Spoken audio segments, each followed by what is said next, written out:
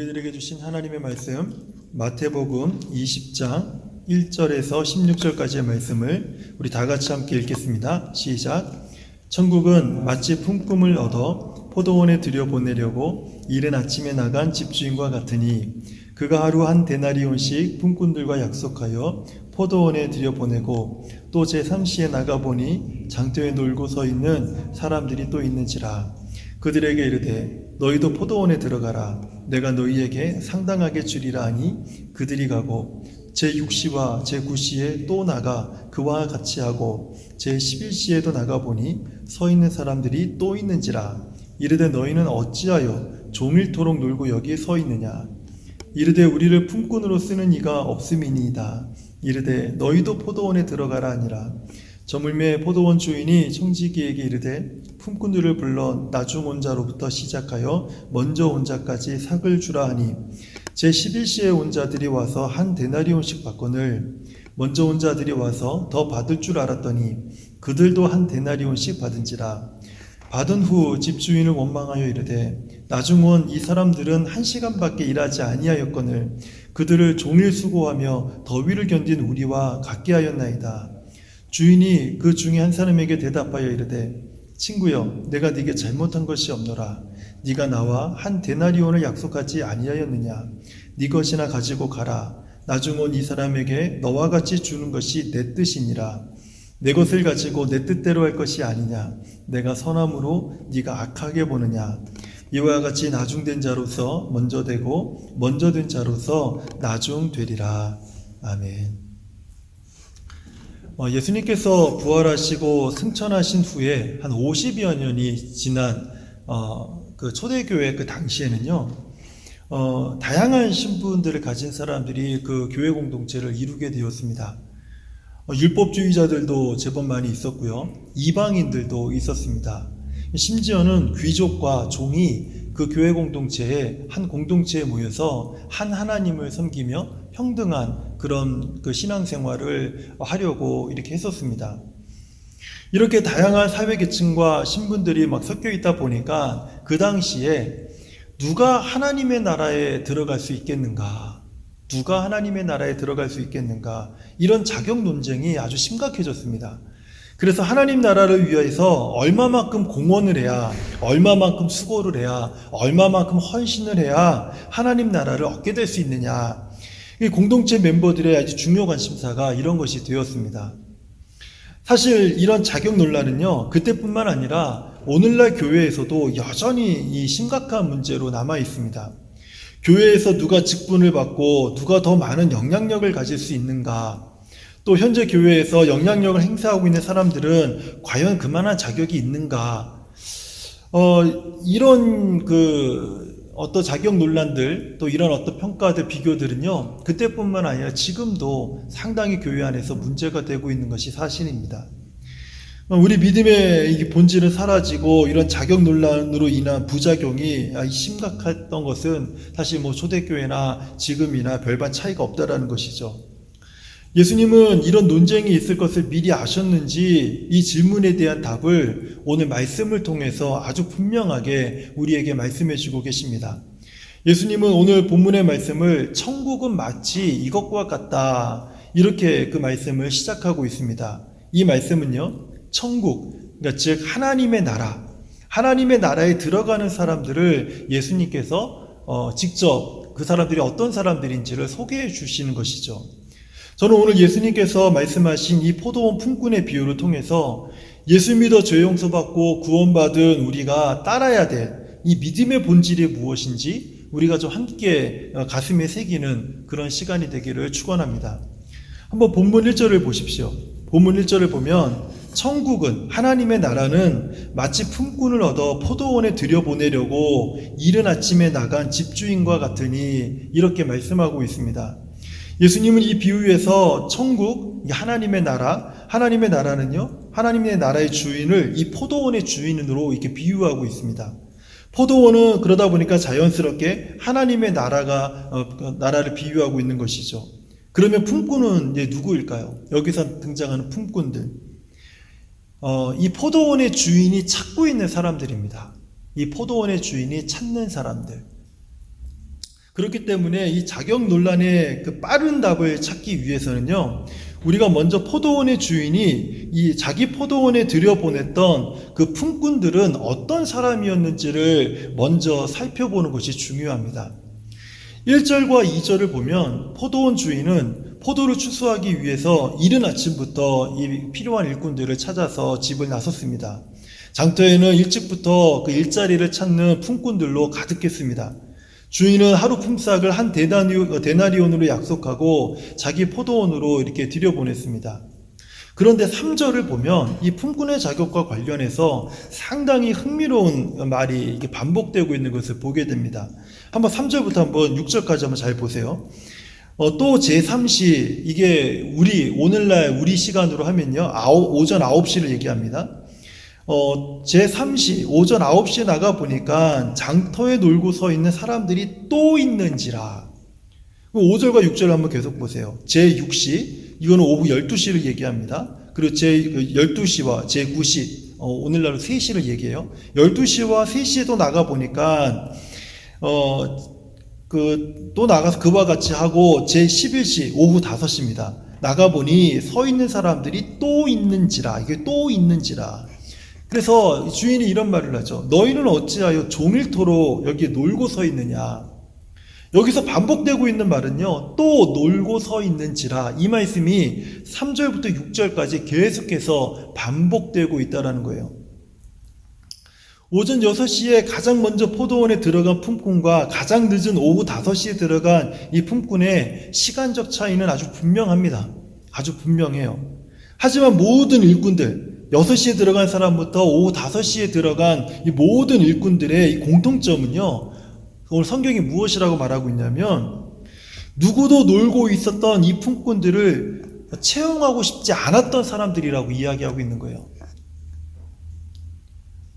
어떤 사람도 이 사람들을 자기의 품꾼으로 사용하고 싶지 않은 사람들, 바로 그 사람들이 오전 6시부터 오후 5시까지 들어간 그 모든 품꾼들이라고 이야기하고 있는 것입니다. 만약에 포도원 주인이 자기 포도원의 일을 위해서 사람들을 불러 모을 목적이었다면 그냥 한꺼번에 그 필요한 일을 다 사서 아침부터 일을 시켰으면 될 것이었습니다. 근데 굳이 수고스럽게 아침 6시부터 오후 5시까지 수시로 장터에 나가서 놀고 있는 사람들에게 일을 주려고 이렇게 애를 쓸 필요가 없었다라는 거예요. 하지만 포도원 주인의 원래 목적은요, 일을 구하지 못하는 사람들, 더 정확하게 말하면 누구도 일자리를 주지 않는 사람들에게 먹고 살 수 있도록 일자리를 제공하려고 했던 것이라는 거예요. 즉 주인은요, 아무 자격이 없는 이 품꾼들을 선택을 해서 그들에게 은혜를 베풀어 준 것입니다. 그런데 이 포도원 비유의 후반부 내용은요, 포도원 주인이 임금을 주었을 때 그 임금이 부당하다라는 이유로 일을 마친 품꾼들의 항의가 아주 빗발치는 내용으로 이 후반부의 내용이 전개가 됩니다. 포도원 주인이 일을 마친 그 품꾼들에게 지급한 일당 때문에 이런 문제가 생겼는데요. 포도원 주인은 자기 청지기를 불러서 하루 임금을 제일 나중에 온 사람, 오후 5시에 온 사람에게 그 사람부터 먼저 그 임금을 지급하라고 했습니다. 그래서 오후 5시에 온 사람에게 한 데나리온을 이게 딱 준 겁니다. 그러니까 아침 6시부터 와서 종일토록 일한 일꾼들이요, 깜짝 놀라면서 막 가슴이 막 부풀어 오르기 시작을 했어요. 아니, 1시간밖에 일하지 않은 사람에게 한 데나리온을 줬으면 도대체 오늘 하루 종일 12시간 동안 일한 나에게는 도대체 얼마를 주려고 하는 것이지? 이런 생각 때문에 아침 일찍 온 사람들은요, 막 가슴이 막 부풀어 오른 겁니다. 근데 여러분은 잘 모르겠는데, 저 같아도 이런 기대감을 정말 충분히 가졌을 것 같아요. 그런데 이런 기대와는 달리 포도원 주인은요, 가장 늦게 온 사람부터 시작해서 가장 일찍 온 사람들에게 다 똑같이 한 데나리온을 다 지급을 했습니다. 아침 6시에 온 사람은 12시간을 일을 했어요. 아침 9시에 온 사람은 9시간을 일을 했습니다. 그리고 오후 12시에 온 사람은 6시간, 오후 3시에 온 사람은 3시간을 일했고요. 마지막 오후 5시에 온 사람은요, 1시간밖에 일하지 않았던 것입니다. 아주 불공평하고 아주 부당한 대우죠. 그래서 아침부터 종일 수고한 품꾼들은요, 주인에게 불평하면서 항의를 한 겁니다. 그 먼저 온 사람들이 원망하면서 이르되, 어떻게 나중에 온 사람과 종일토록 이 뜨거운 햇빛에서 고생한 우리와 똑같이 대우합니까? 이거 불공평합니다. 이렇게 불공평하고 부당한 대우에 대해서 막 원망하고 이제 불평을 그 주인에게 이야기한 것입니다. 처음에는 기대감이 컸죠. 1시간밖에 일하지 않은 사람이 한 데나리온을 받았을 때는 막 기대감이 굉장히 컸습니다. 하지만 이 기대는요, 실망감으로 바뀌었고 이 실망은 원망이 되었던 것입니다. 우리 성도님들은 어떻게 생각하십니까? 이 일에 대해서 이 포도원 주인의 행동이 잘 납득이 되십니까? 전혀 관심이 없는 표정들이 있습니다. 사실 이것이요, 납득이 안 되는 것이 정상이에요. 이 이야기는요, 오랫동안 신앙생활을 해온 성도들에게 주인의 행동이 상당히 부당하게 보여서 이게 좀처럼 잘 이해되지 않는 그 말씀 중에 하나입니다. 신앙생활을 처음 하신 지 얼마 안 돼서 오늘 이 말씀을 들은 분들은 말할 것도 없고요. 이미 이 말씀을 여러 차례 들었어도 이게 참 이게 부당하지 않나? 이런 생각을 갖게 하는 말씀이 오늘 본문의 말씀이라는 거예요. 하지만 이 말씀이 만약에 부당하게 들리는 분들이 있다면 이 말씀이 그 부당하게 들리는 이유는요, 은혜와 보상을 우리가 구분하지 않고 이 말씀을 대하고 있기 때문에 그렇습니다. 보상이라는 것이 무엇입니까? 상대방이 행한 어떤 일에 대한 대가를 지불하는 것이죠. 마땅히 그 사람이 나를 위해서 행한 어떤 일들로 인해서 그 수고의 대가를 지불하는 것, 그것이 보상입니다. 그러므로 보상은요, 자격을 갖춘 자들이 요구를 하는 것입니다.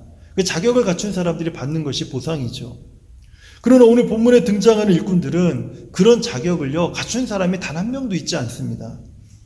오히려 포도원 주인이 자신들에게 일자리를 그냥 제공한 것만으로도 엎드려서 크게 감사해야 될 자들이 오늘 아침 6시부터 오후 5시까지 온 모든 사람들의 공통점이라는 거예요.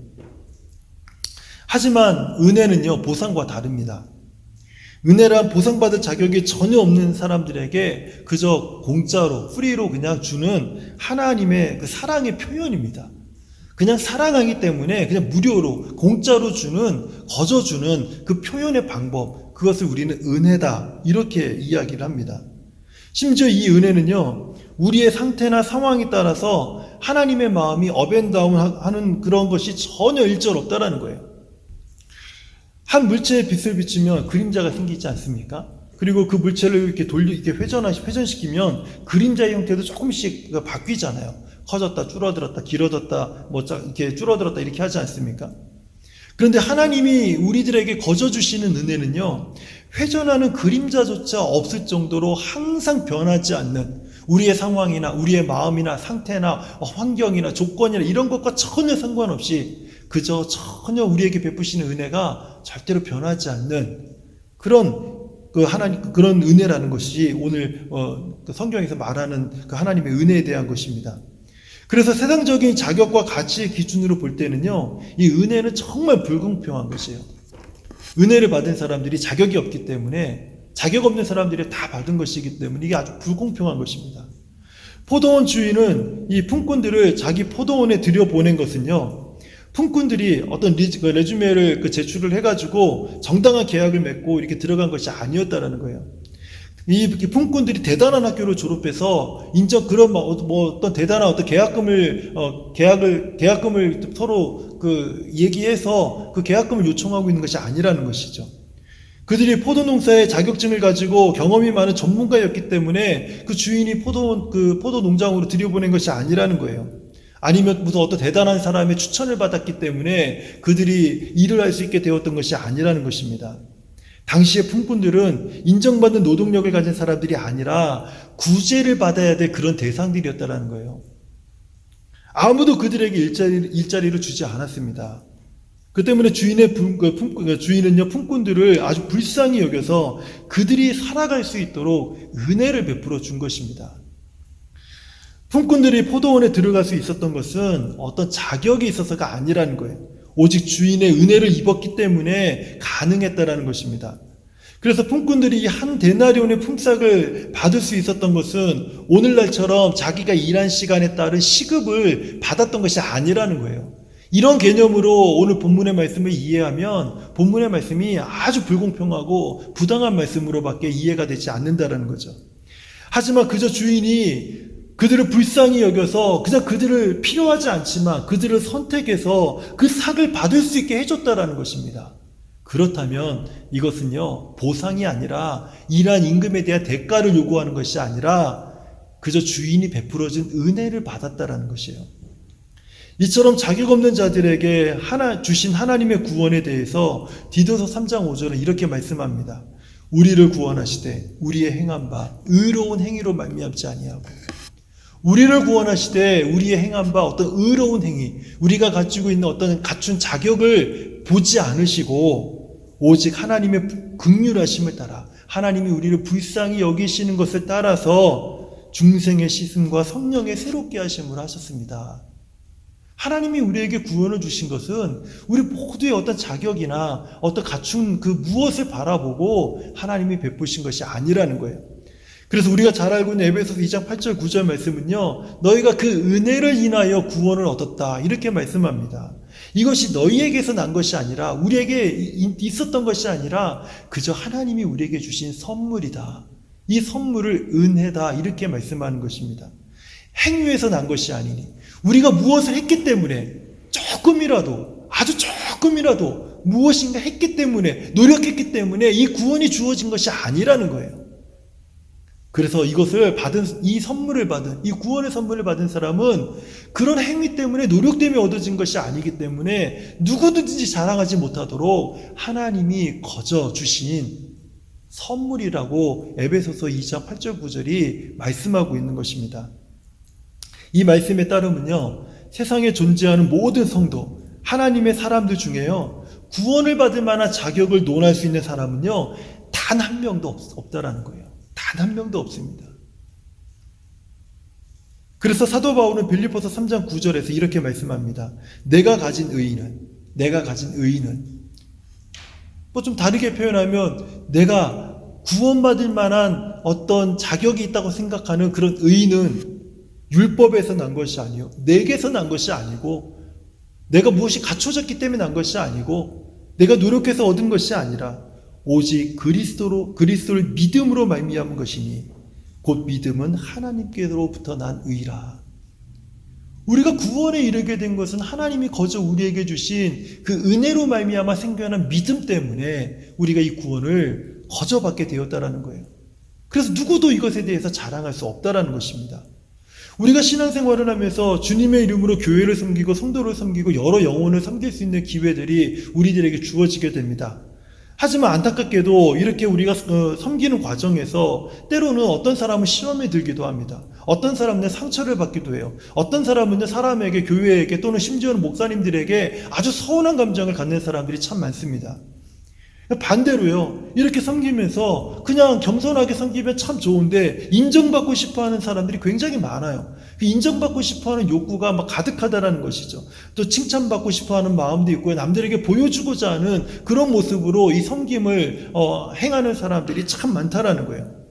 교회 내에서 나의 존재감을 내가 가지기 시작할 때 아주 기분이 좋고요, 내가 신앙생활할 맛이 난다라는 거예요. 근데 그 존재감이 사라지면 신앙생활하는 맛이 사라지고, 내가 이 교회를 왜 다녀야 되지? 하는 그런 고민까지 하게 된다는 것이죠. 이건요, 다른 사람 이야기가 아닙니다. 사실 제 이야기예요. 다른 사람은 몰라도 저는 그래요. 부끄럽지만 이 두 가지 종류의 마음이 제게 다 있습니다. 하지만 우리가 지금 한번 생각해 봐야 될 것이 있는데, 이런저런 이유로 섬김이 소원해진다든지, 이런저런 이유 때문에 내가 신앙을 포기할 정도로 아주 깊은 고민을 하고 있다든지, 심지어는 교회를 옮기거나 교회를 떠날 고민까지 하고 있다면 오늘 이 말씀을 좀 깊이 묵상해 보시길 바라기 때문에 제가 이 말씀을 드렸습니다. 한번 잘 생각해 보세요. 만약에 우리 안에 이런 마음 때문에 우리가 구원받은 것을 하찮게 여기고 우리의 섬김을 쉽게 가치없게 그냥 내려놓게 만들고 신앙생활을 포기할까? 이 교회 말고 다른 교회를 가볼까? 하는 이런 마음의 갈등들이 우리 안에 가득 있다면, 나는 구원받고 예수님을 따르는 성도인가? 아니면 여전히 자격 논쟁을 하고 있는 그저 종교인인가? 한번 생각해 보시라는 거예요. 경건한 영성신학자였고 신부였던 헨리 나우엔이라는 분이 있어요. 이 헨리 나우엔은요, 오늘 이 본문의 말씀에 대해서 이런 말을 했어요. 이 포도원 주인의 행동이 부당하다고 생각하는 일꾼들의 모습에서 자기 모습을 발견했다라는 거예요. 오늘 본문 말씀을 통해서 자기를 발견했다라는 거예요. 내가 만약에 하나님의 포도원 주인처럼, 내가 하나님을 이 포도원의 주인처럼 아주 최소한의 대가로 최대 효과를 나에게 얻어내려고 하는 그런 하나님 아버지로 내가 바라보고 있다면, 이 포도원 주인이 마치 그냥 최소의 최소한의 대가로 최대한의 효과를 누리려고 그저 그냥 이렇게 물만 빼먹으려고 하는 아주 악질 업주와 같은 모습으로 내가 하나님을 바라보고만 있다면, 나는 내 동료 일꾼이나 나의 공동체 안에 있는 형제 자매들에 대한 질투와 적개심과 원망을요, 품지 않을 수 없다라는 거예요. 다시 말씀드리면 헬리나 우엔이 그렇게 경건한 영성을 사람들에게 가르치고 영향력을 행사했던 사람인데, 그 사람이 이전에는 이런 마음으로 하나님을 바라봤기 때문에 자기 동료나 함께 섬기는 형제와 자매들에게 있어서 질투하는 마음, 적개심, 원망들을 품고 살았다라는 거예요.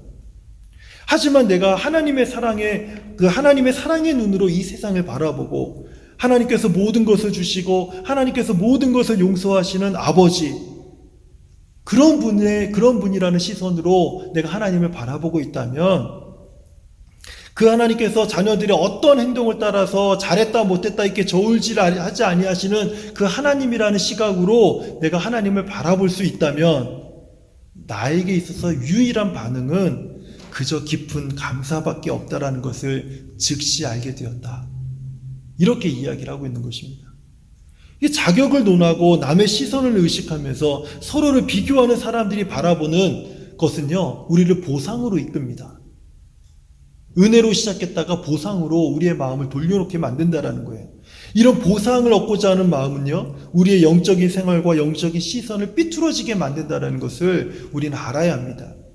하지만 우리가 무익한 종임을 깨닫고 모든 것을 감사함으로 인도하는 이 하나님의 은혜를 우리가 간직하고 있다면요, 이 은혜는 우리의 영적인 삶과 시선과 행동을요, 바르게 교정시켜 준다는 것을 우리가 기억해야 됩니다.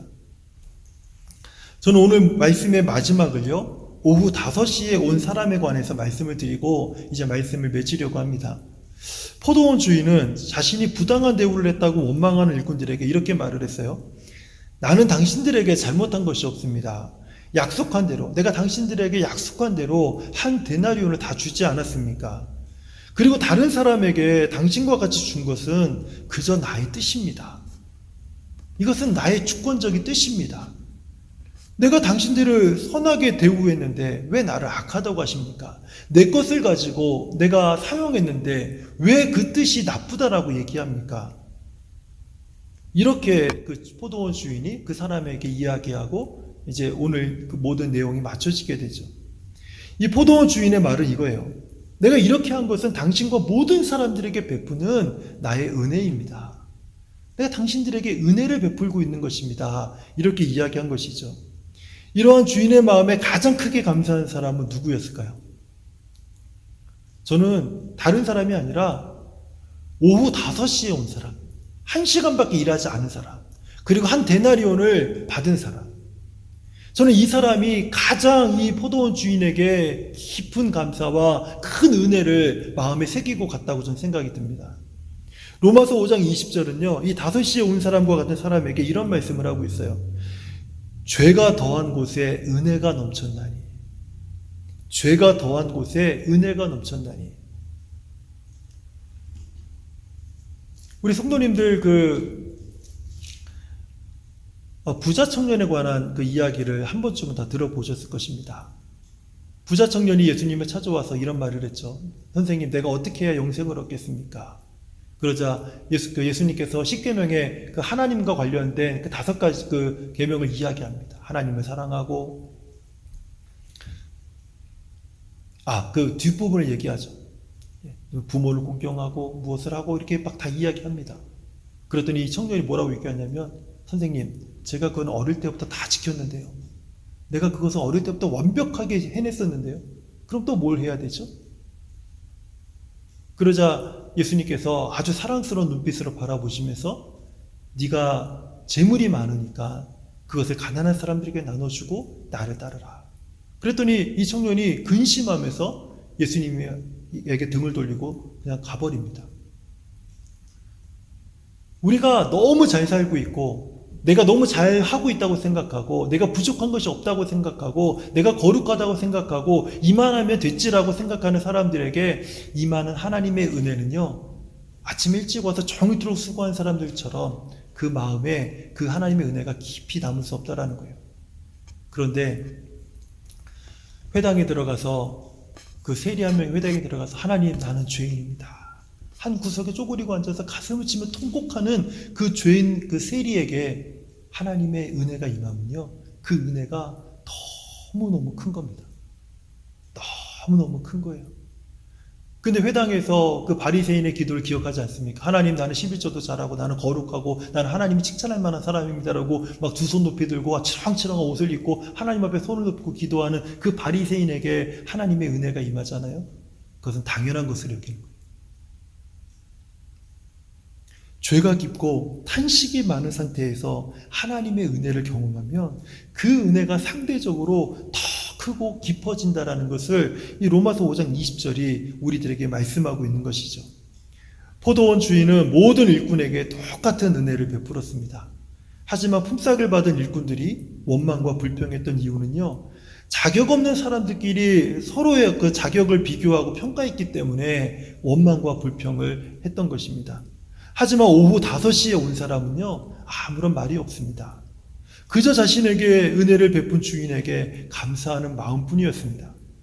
다른 품꾼들의 생각과는 달리 오후 5시에 온 사람은요, 가장 큰 은혜를 받은 사람이 아니라는 거예요. 오후 5시에 온 사람은요, 받은 은혜를 가장 크게 여긴 사람이었다라는 거예요. 사람들은 그 사람이 가장 큰 은혜를 받은 것처럼 생각했지만, 그렇게 말을 했지만, 오후 5시에 온 사람은요, 가장 큰 은혜를 받은 사람이 아니라 그 주인에게 받은 은혜를 가장 크게 여긴 사람이에요. 예수님께서 말씀하신 이 포도원의 비유는요, 16절에서 이렇게 결론으로 끝이 납니다. 이와 같이 나중된 자로서 먼저 되고 먼저 된 자로서 나중되리라.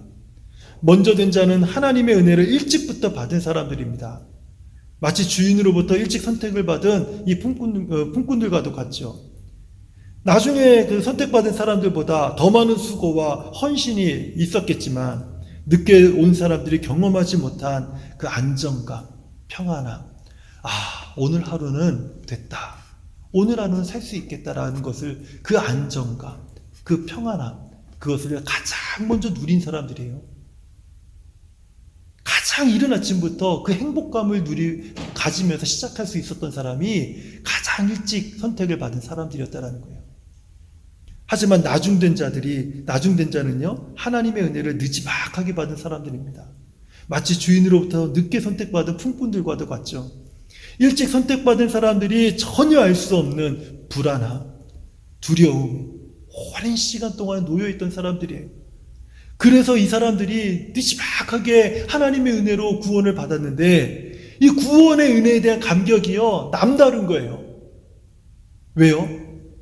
일찍 선택받은 자들보다 하나님이 더 큰 은혜를 주셔서가 아니라 느지막하게 받은 그 은혜를 받고 보니까 그 은혜가 얼마나 귀하고 감사한 것인지, 그 은혜의 크기를요, 일찍 받은 사람보다 더 크게 여겼기 때문에 그랬다는 거예요. 저는 우리 모두 그 오후 5시에 부름을 받은 이 사람의 입장과 마음을요, 오늘 이 시간에 우리가 생각하고 우리 가슴에 새기기를 축복합니다. 우리 안에 이 마음이 있으면요, 그럼 우리 안에 원망이 있을 수가 없습니다. 우리의 섬김에 지침이 있을 수가 없어요. 우리의 사랑에 거침이 있을 수가 없다라는 거예요.